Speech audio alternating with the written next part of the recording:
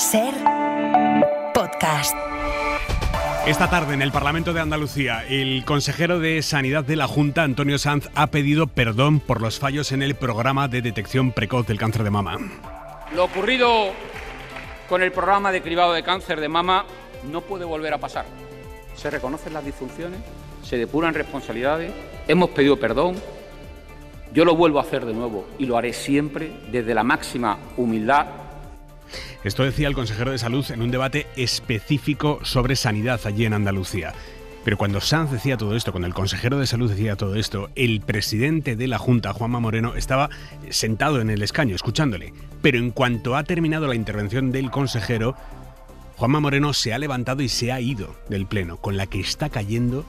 El presidente de la Junta de Andalucía se ha marchado de ese debate específico sobre lo que ocurre en la sanidad andaluza y no se ha quedado a escuchar a la oposición, que no daba crédito. ¿Cómo es posible que se deje el sillón vacío en un debate como este? ¿Cómo es posible que se esconda detrás de un consejero? Andalucía es una tierra de mujeres valientes con un presidente cobarde.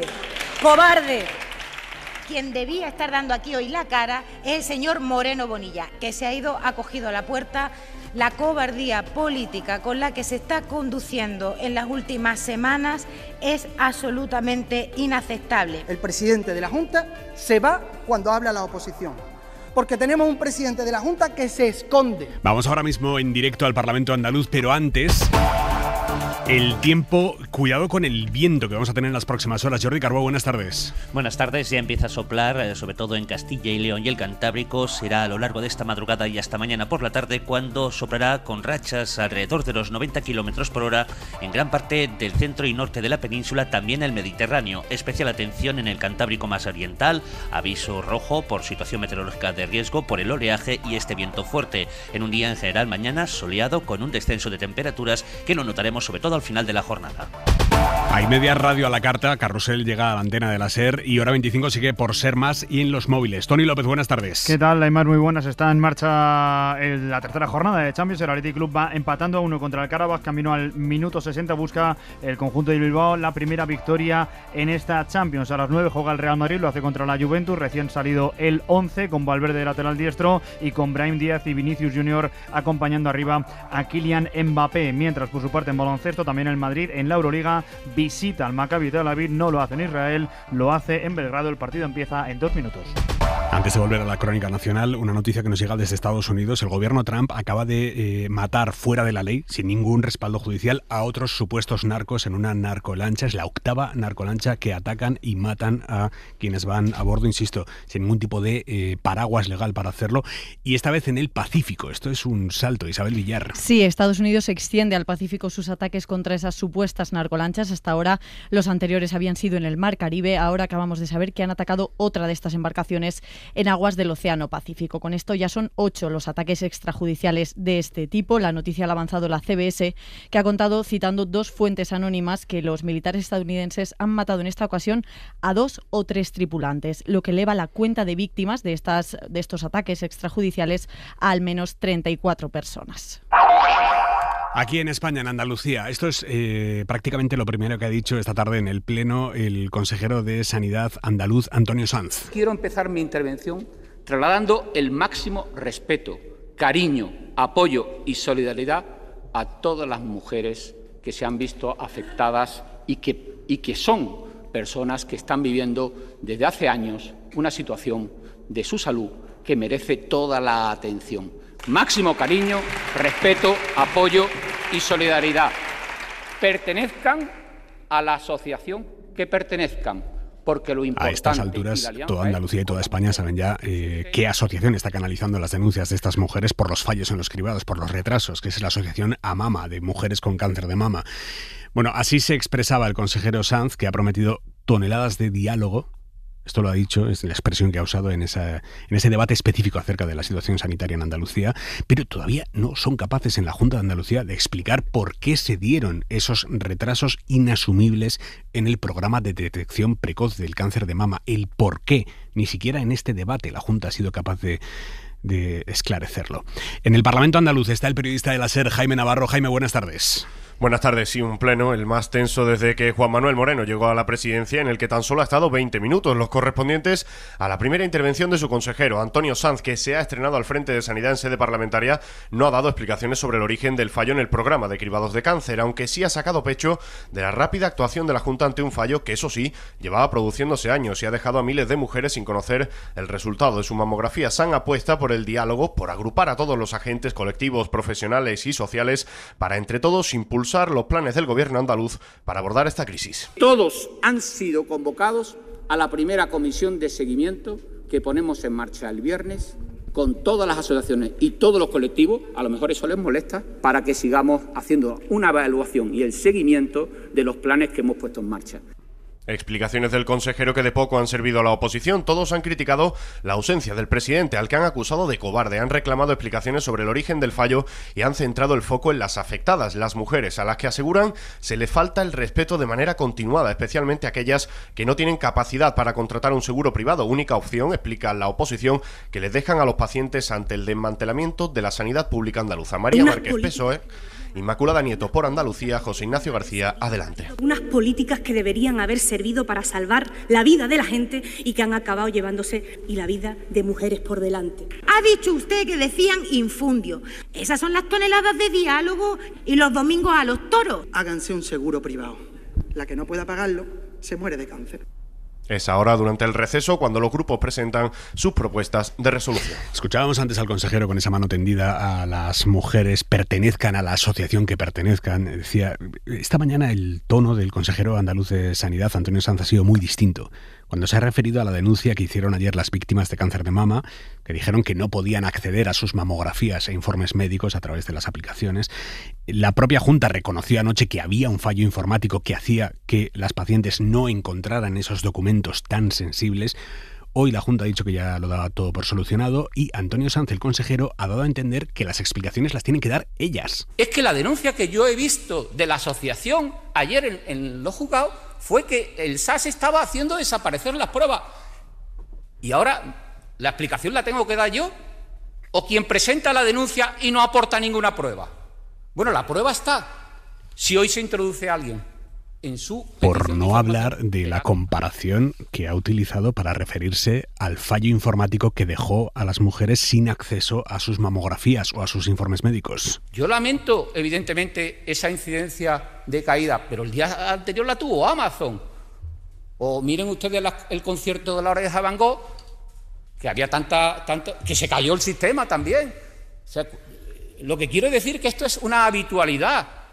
A nosotros en la Junta de Andalucía se nos ha caído el sistema muchas veces. Y por si faltaba algo, la portavoz de la Junta, Carolina España, ha acusado a la oposición de utilizar a las mujeres con cáncer con fines políticos. Estamos viendo que son capaces, hasta dónde van a llegar, porque son capaces de usar a las mujeres y el cáncer de mentir por intereses estrictamente partidistas. Como si las mujeres con cáncer necesitaran un partido que les azuzara para protestar, porque no les hacen la mamografía.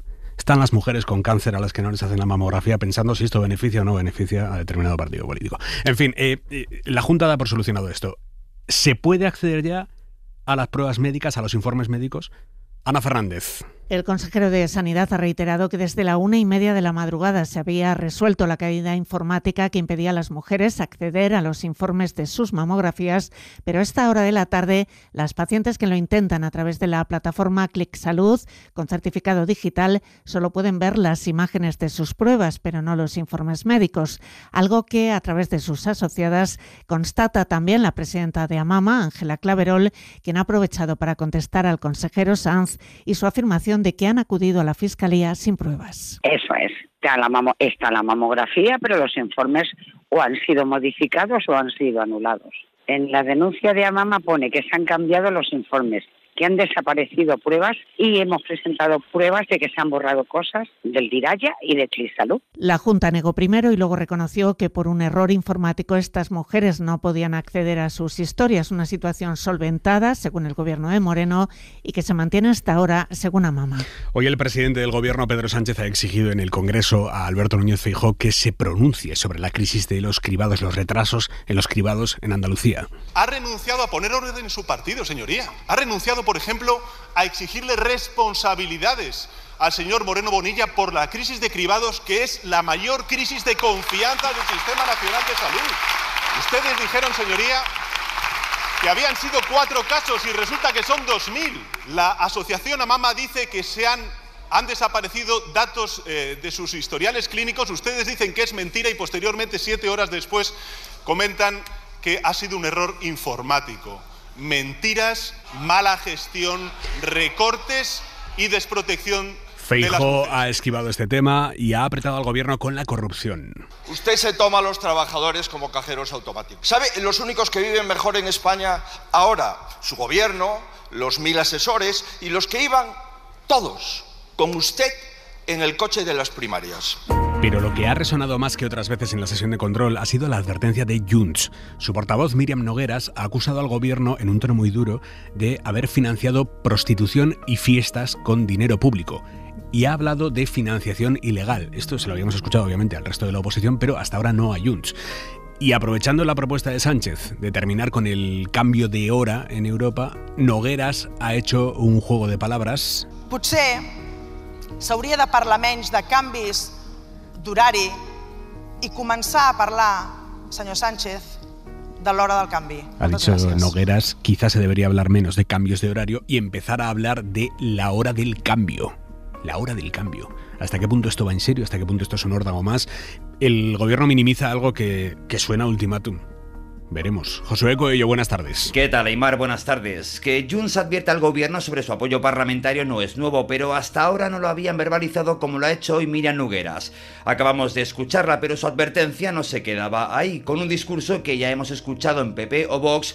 Desde Junts elevaban el tono de la amenaza, pero también las acusaciones. Sinó que van a pagar rescats de les estrelletes de la flotilla, a finançament il·legal de partits, a prostitució, a festas. Acusando Nogueras al gobierno de destinar impuestos a rescates de la flotilla, a financiación ilegal de partidos o a prostitución. Fuentes de Junts nos aclaran que lo de hoy no es un ultimátum, pero sí avisan de que van a pasar cosas importantes en los próximos días y advierten de que, estando las cosas como están, no tiene sentido seguir apoyando así a un gobierno que, en boca de María Jesús Montero, apuesta por una fórmula ya conocida. No tengo nada que decir, ya he dicho que nosotros diálogo y más diálogo. La del diálogo con Junts, mientras en Moncloa restan importancia a este aviso y creen que es su tono habitual cuando quieren apretar con una negociación. Y hablando de tonos, hoy Sumar ha rebajado mucho el suyo después de que ayer su portavoz parlamentaria, Verónica Barbero, diera a entender que la ministra de Vivienda, Isabel Rodríguez, tenía que irse. Necesitamos medidas serias, medidas valientes y medidas innovadoras. Y mucho nos tememos que Isabel Rodríguez no termina de asumirlo y, por lo tanto, debería dejar paso a quien sí está dispuesto a hacer. Esto era algo inédito. La portavoz de un partido que está en el gobierno pidiendo la dimisión de una ministra de ese gobierno. Esto generó un malestar muy fuerte en el PSOE. Sumar fue perfectamente consciente de lo que estaba haciendo o de las consecuencias que iba a tener lo que acababan de hacer. La propia Barbero tuvo que matizarse a sí misma. Nos intentaron convencer de que no había pedido la dimisión de Rodríguez. Todo el mundo había escuchado esto. Bueno, al final, el ministro Ernest Urtasun terminó llamando a la ministra Isabel Rodríguez para pedirle perdón en nombre de Sumar. Esto lo han contado hoy en Canal Red y efectivamente fue así. Ernest Urtasun terminó llamando a la ministra Isabel Rodríguez para disculparse. Hoy el socio minoritario del gobierno ha recogido cable. La propia portavoz que lo dijo ayer ya ha dicho que ella no dijo eso, ¿vale? Yo no me voy a meter ahí. Los ministros del PSOE defienden de forma cerrada a su compañera Isabel Rodríguez. Isabel Rodríguez es una magnífica ministra. Tiene todo mi apoyo. La ministra está haciendo un trabajo extraordinario. La propia Rodríguez se reivindica. No soy una persona de entrar en confrontación ni en conflicto, prefiero estar en las soluciones. Esa es mi actitud y, por tanto, no voy a alimentar ningún tipo de polémica, que creo que no va a ningún lado, cuando lo que tenemos que estar es trabajando con mucha intensidad, como hace el Ministerio y como hace el Gobierno en su conjunto, en dar respuesta a la ciudadanía. Pero este episodio propiciado por Sumar le ha dado una munición estupenda al Partido Popular. No me extraña que la mitad del gobierno le pida que cese a la ministra de Vivienda. Por cierto, hablando del PP, el partido de Mazón, hoy en el Europarlamento, ha intentado defender que aquel día, el día de la Dana en España, hubo un fracaso generalizado de las instituciones. Esta es la tesis con la que el PP ha llegado hoy al debate específico sobre la Dana en el Parlamento Europeo, en Estrasburgo. Enrique García Pozo. La mayoría de grupos han coincidido en que hay que mejorar los sistemas de prevención. Para el popular Esteban González Pons, el Estado español, tomado en su acepción extensa, falló en la provincia de Valencia. La socialista Leire Pajín señalaba a Amazon. Quienes no estuvieron donde deben pedir perdón y deben comprometerse a reparar ese dolor. Desde Vox a Sánchez. Las inundaciones del 29 de octubre en Valencia lo que demuestran es el perfil clínico de Sánchez, un sociópata armado y peligroso. Y desde Compromís, Vicent Marsá criticaba las políticas negacionistas. Ayer votaban en contra de proteger los bosques en una normativa que teníamos. Desde el grupo de la izquierda, Irene Montero. A dejar ustedes honrar la memoria de los suyos sin tener delante al responsable de esa gestión homicida. Ha criticado la presencia de Amazon en el funeral de Estado de la semana que viene. Por cierto, hoy les estamos contando en la SER que la mano derecha de Ayuso, Alfonso Serrano, carga al Ayuntamiento de Madrid el sueldo de su jefe de gabinete y de una asesora de comunicación. Alfonso Serrano es secretario general del PP de Madrid, no tiene nada que ver con el Ayuntamiento de Madrid. Pero hoy estamos desvelando que los sueldos de estos dos colaboradores del secretario general del PP de Madrid los paga el Ayuntamiento de Almeida. Él cobra 63.000 euros, ella 51.000. Radio Madrid, Javier Alonso. Esos dos empleados del PP de Madrid figuran en la nómina de trabajadores eventuales del grupo municipal en el ayuntamiento. Sus funciones para el partido son ampliamente conocidas para la prensa regional. Ahora Génova asegura que también asesoran a sus concejales y que eso es habitual, aunque no hay rastro de esa actividad. Son dos asesores políticos que trabajan para un grupo político en coordinación con un partido político. Y esto es lo que hay, y no hay más que esto. Y el señor Víctor Ruiz de Almirón lo que hace es labores de asesoramiento en el grupo municipal, y la periodista, en este caso Cristina, lo que hace es labores también de coordinación del grupo municipal con el Partido Popular de la Comunidad de Madrid en materia de comunicación. En cualquier caso, la normativa municipal no recoge esa compatibilidad. Los trabajadores eventuales solo y excepcionalmente, dice literalmente, pueden prestar servicio a otros órganos del ayuntamiento. Ni Serrano ni los dos empleados han querido ampliar la información ofrecida por el PP. Hora 25. Con Aimar Bretos. En Francia, la presidenta del Museo del Louvre ha reconocido esta tarde algo francamente alucinante. No tienen cámaras para cubrir en todo momento toda la fachada del museo. El Louvre. No tienen cámaras suficientes que vigilen en todo momento todo el perímetro exterior del edificio. Así ha explicado que los ladrones este fin de semana pudieran entrar a plena luz del día. El parque es muy insuficiente, no cubre todas las fachadas del Louvre de forma muy clara y desgraciadamente en el lado de la Galería Apolo, la única cámara que está colocada en dirección oeste y por lo tanto no cubre el balcón afectado por las fracturas. El Louvre. Te lo cuentan y no te lo crees. Corresponsal en París, Lucía Riera. No, las joyas no han aparecido y la presidenta del museo ha lamentado un terrible fracaso y una herida inmensa. Es la primera comparecencia de Laurent Descartes desde el robo hace 3 días. La directora ha celebrado la labor sin falla del personal de seguridad que siguió el protocolo al dedillo, pero señala la falta de vigilancia en el perímetro del edificio. Esa es nuestra debilidad, ha reconocido. Dice que lleva tiempo alertando del estado de degradación y la obsolescencia del museo, que, por ejemplo, no permite añadir equipos de vídeo de última generación porque la infraestructura actual no los soporta. Los museos no serán nunca fortalezas porque son de naturaleza abierta, ha dicho, pero tiene algunas propuestas para evitar que se repita un robo así. Que haya una comisaría de policía dentro del propio museo y que se asegure en la planta baja y los alrededores para evitar que, por ejemplo, se pueda aparcar al lado del edificio. A largo plazo se remite al plan Renacimiento del Louvre que anunció Macron en enero y que prevé doblar las cámaras en el museo y modernizar los accesos. Y nos queda la mirada de Xavi Vidal Fúblic.